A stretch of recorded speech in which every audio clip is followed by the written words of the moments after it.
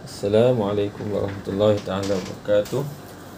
Baik, bertemu lagi kita dalam video pelajaran adab tahun 2. Ini kita sambung bahagian kedua, adab belajar. Bismillahirrahmanirrahim. Alhamdulillahirabbil alamin. Wassalatu wassalamu ala asyrafil anbiya'i wal mursalin wa ala alihi washabbihi ajma'in. Rabbi shrah li sadri wa yassir li amri wa hlul 'uqdatam min lisani yafqahu qawli. Baik, kita sambung pelajaran kita, akibat tidak beradab ketika belajar. Kita dah baca dah sebelum ni sedikit tentang adab belajar. Hari ni kita sambung apa dia akibat dia kalau kita tidak mengamalkan adab ketika belajar. Yang pertama sekali, susah mengingati pelajaran. Susahlah bila kita tak baca doa, bila kita tak beri perhatian, bila kita tak buat kerja betul-betul, kita akan susahlah nak ingat apa yang kita belajar tu. Yang kedua, tidak diredai Allah Subhanahu Wa Taala. Allah suruh kita menghormati guru, tapi kita tidak menghormati guru, maka kita tidak akan mendapat keredaan daripada Allah. Seterusnya, susah memahami pelajaran. Bukan setakat susah nak ingat, tapi susah nak faham juga. Cikgu dah ajar banyak kali, masih tak faham-faham juga. Tapi sebelum ni, macam sebelum ni cikgu dah cakap, cikgu hanya menyampaikan ilmu, tapi yang memberi faham adalah Allah Ta'ala. Jadi kefahaman minta dekat Allah Ta'ala, berdoa banyak-banyak. Seterusnya, tidak berjaya dengan cemerlang. Tak berjaya lah kalau tak belajar betul-betul. Macam mana nak berjaya? Seterusnya, gagal menjawab soalan. Kalau kamu tak faham, tak ingat apa yang kamu belajar, mesti susah, mesti tak boleh nak menjawab soalan. Seterusnya, mudah berputus asa. Belajar tak faham sikit, putus asa. Tak naklah belajar, bukan faham pun, tak boleh. Kita kena teruskan. Dan yang terakhir, bosan untuk belajar. Kita tak boleh ada rasa bosan untuk belajar. Belajar kena terus menerus sampailah kita meninggal. Even sekarang pun cikgu pun masih lagi belajar. Baik, kita sambung. Perkara-perkara yang tidak patut dilakukan ketika belajar. Apa benda yang kita tak boleh buat ketika belajar? Pertama sekali, tidur. Mana boleh belajar sampai tidur? Macam mana nak faham? Macam mana nak beri perhatian? Kedua, berbual-bual ketika belajar. Sembang dengan kawan. Sembang dengan kawan sebelah, kawan duduk kat meja belakang, tak boleh. Seterusnya, ketiga, bermain-main. Macam cikgu cakap sebelum ni, belajar betul-betul, main betul-betul. Tapi jangan waktu belajar tu main dan waktu main tu belajar. Buat asing. Seterusnya, mengganggu rakan lain belajar. Tak boleh. Kawan kita nak belajar, kita pergi kacau dia, ajak dia bersembang lah, ajak dia main lah, usik dia, tak boleh. Kemudian, tidak memberi perhatian kepada pengajaran guru. Ini tak boleh lah. Kena beri perhatian. Macam cikgu cakap sebelum ni, mata pandang ke depan, telinga mendengar dan mulut tutup. Membuat kerja lain. Waktu tengah belajar, jangan buat kerja lain. Macam cikgu cakap tadi kan, waktu belajar, waktu main. Jangan waktu belajar main, dan jangan waktu main belajar. Tak boleh buat kerja lain ini juga. Maksudnya, sebagai contoh sekarang ni, waktu adab, kamu pergi buat kerja subjek English, tak boleh. Kalau waktu tu waktu adab, buka buku adab saja, jangan buka buku lain. Tidak menghormati guru. Tidak menghormati guru ni satu amalan yang tidak baik lah.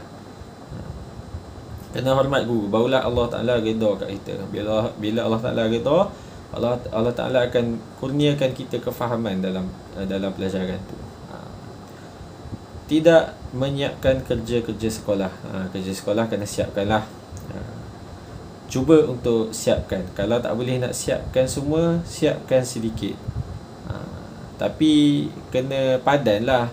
Janganlah kamu ada masa, kamu sihat, tak sakit, buku ada, pensel ada, kelengkapan semua ada, tapi tak siap. Tak boleh lah. Berpada-padalah. Kalau yang tak sihat ke, sakit ke, demam ke, itu dia tak siapkan, itu tak apalah, difaham. Okey, sebelah ni pantun, kamu boleh baca sendirilah, nanti cikgu bagi PDF. Sebenarnya kita pergi ke belakang, yang ni terakhir lah.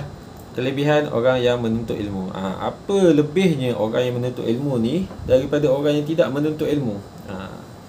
Yang pertama sekali, amalannya akan diterima dan diberkati oleh Allah Subhanahu Wa Taala. Kita belajar kalau kita nak solat, kita kena ada ilmu tentang solat. Kalau tak, macam mana kita nak solat? Orang yang tak tahu, orang yang tak pernah belajar pasal solat, dia tak boleh nak solat.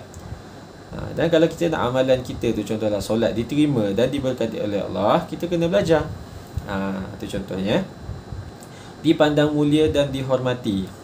Orang yang ada ilmu ni akan dipandang mulia oleh masyarakat dan dihormati. Seterusnya, dapat membezakan perkara yang baik atau buruk. Bila kita belajar, kita tahu cikgu-cikgu kita pesan, ini benda baik boleh buat, ini benda jahat jangan buat. Jadi kita tahu beza mana baik mana buruk. Diredai dan dikasihi Allah Subhanahu Wa Taala. Tanda ilmu yang kita belajar tu bermanfaat ke tidak ialah hidup kita ni akan diredai oleh Allah. Semua ilmu bermanfaat, tapi tak semua orang akan dapat keberkatan daripada ilmu tu. Sebagai contoh, ada orang yang belajar pandai, belajar tinggi-tinggi, belajar lama-lama, tapi dia tak menjadi orang yang baik. Itu tandanya dia tidak mendapat keberkatan daripada ilmu tu. Belajar tinggi, belajar macam-macam, pandai tapi jahat. Ada orang yang macam ni. Jadi jaga-jaga, jangan kita tergolong daripada menjadi orang macam ni. Na'udzubillah min zalik. Mentaati dan berbakti kepada ibu bapa. Bila kita menjadi orang yang berilmu, mestilah kita orang yang mentaati ibu bapa kita. Seterusnya, dapat berbakti kepada masyarakat dan negara. Contohnya kita belajar, lepas tu lama sekali kita jadi doktor. Kita jadi doktor, kita boleh berbakti kepada masyarakat. Kita merawat orang yang sakit, kita mengubati orang. Macam sekarang ni kita boleh tengok doktor-doktor berdengkur lumus merawat pesakit yang kena jangkitan COVID-19. Belajar sampai boleh memberi manfaat kepada masyarakat. Tak kisahlah apa pekerjaan sekalipun, tapi beri manfaat kepada masyarakat. Tidak mudah ditipu dan dipermainkan oleh orang lain. Bila kita dah tahu macam-macam, contohnya kita beli buah dekat kedai, kita tahu dah ni buah ni tak elok, tapi orang tu kata buah ni elok. Jadi kita tidak akan ditipu lah. Susah untuk kita ditipu oleh orang lain. Itu dia. Baik, sebelum cikgu akhiri kelas ni, cikgu nak pesan yang kita dalam belajar, jangan semata-mata kita target untuk menjadi pandai. Boleh nak target jadi pandai, tapi jangan semata-mata belajar untuk jadi pandai. Tapi targetlah nak belajar ni sebab nak jadi orang yang baik. Sebab apa? Sebab ramai orang yang pandai tapi tak baik.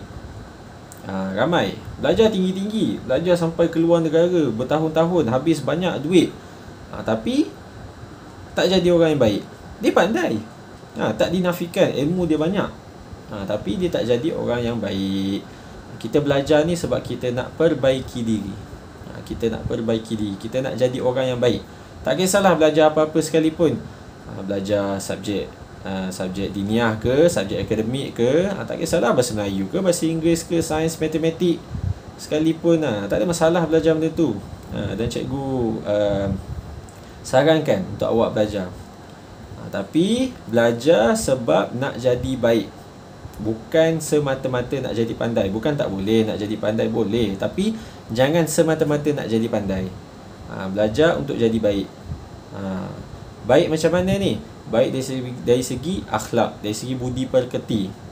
Ada orang, dia mentang-mentang lah dia pandai, dia belagak dengan orang yang tak pandai. Dia sombong, dia bongkak, dia riak, dia takabur.